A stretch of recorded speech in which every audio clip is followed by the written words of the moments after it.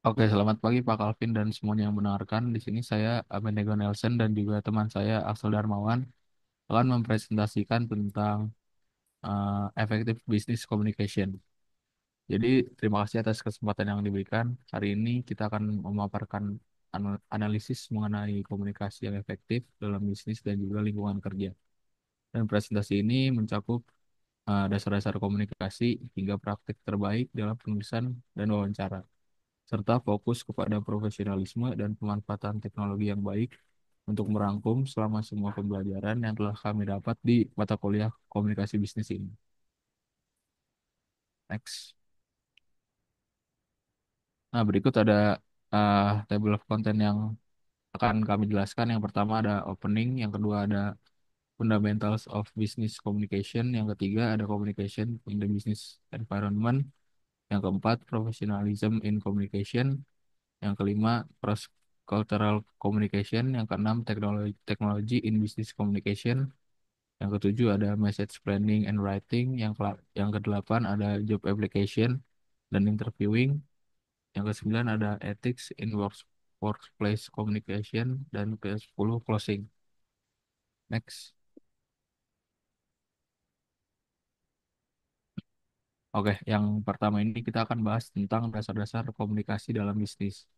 Jadi latar belakangnya itu komunikasi itu merupakan elemen kunci yang mendasari semua aktivitas bisnis. Tanpa komunikasi yang tepat, tujuan organisasi sulit tercapai.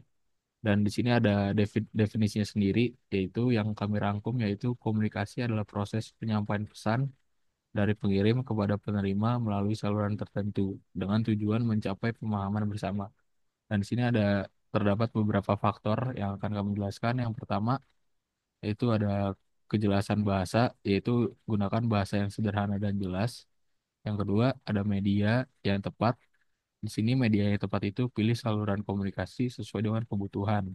Yang ketiga, ada umpan balik, yaitu memastikan pesan dipahami dengan benar. Next.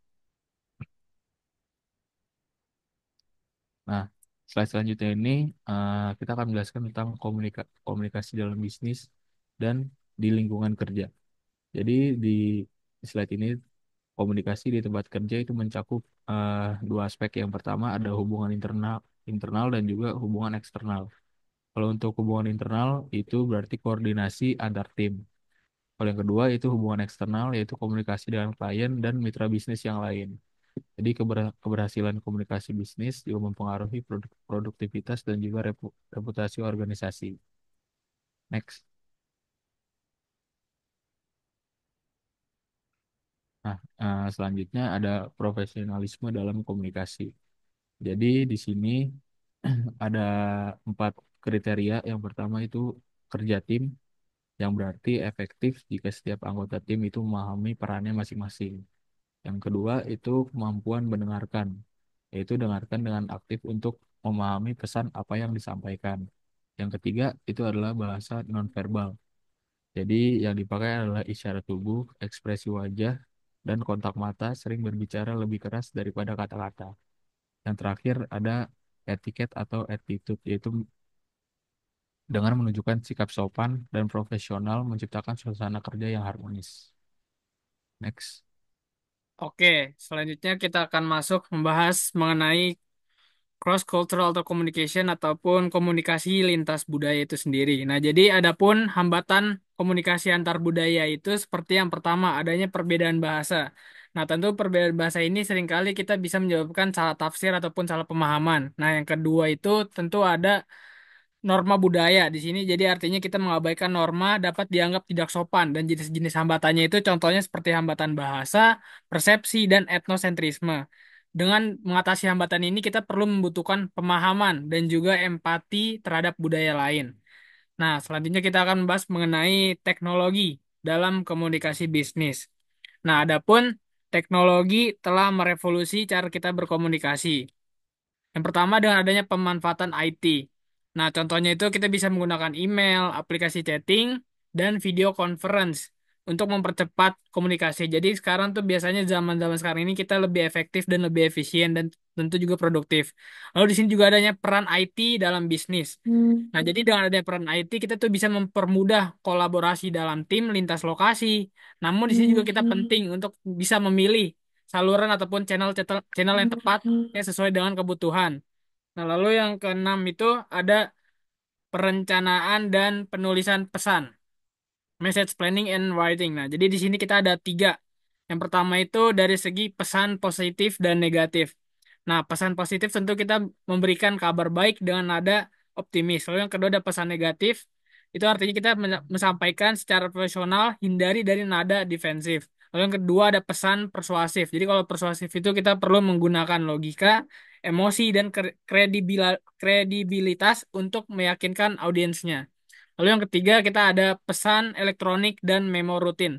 Jadi artinya di situ kita perlu menggunakan struktur yang singkat, jelas, padat dan juga langsung ke inti. Jadi ke inti untuk permasalahannya. Lalu untuk ketujuh di sini kita akan membahas mengenai job application and interviewing. Jadi artinya kita perlu menulis surat lamaran, resume dan juga wawancara.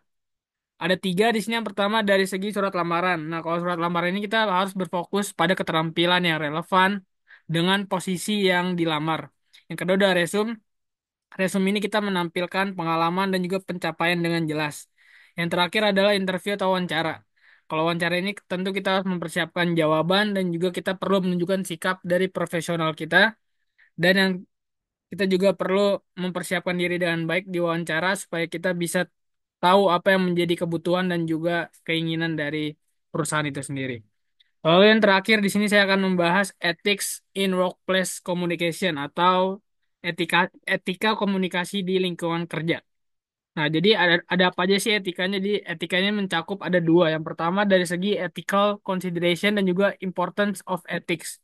Nah, yang pertama itu artinya adalah kita perlu menghormati kolega ataupun atasan-atasan kita, leader leader kita supaya kita bisa menghargai dan juga menunjukkan sikap yang sopan terhadap atasan. Yang kedua tentu dengan menjaga kerahasiaan informasi. Nah, jadi artinya etika yang baik kita bisa menciptakan suasana kerja juga yang lebih kondusif dan juga produktif. Oke, jadi untuk penutup kesimpulannya di sini kami tak perlu menggunakan komunikasi yang efektif. Mengapa? Karena komunikasi yang efektif ini adalah keterampilan yang harus terus diasah untuk mendukung keberhasilan bisnis dan juga karir kita. Dengan menguasai berbagai aspek komunikasi, dari teknologi hingga lintas budaya itu tadi, kita perlu dapat membangun hubungan yang lebih baik dan mencapai tujuan bersama secara lebih efektif dan efisien. Sekian presentasi dari kelompok kami. Terima kasih. Stop bit. Ini kayak nggak nyampe 10 menit ya? Terima kasih.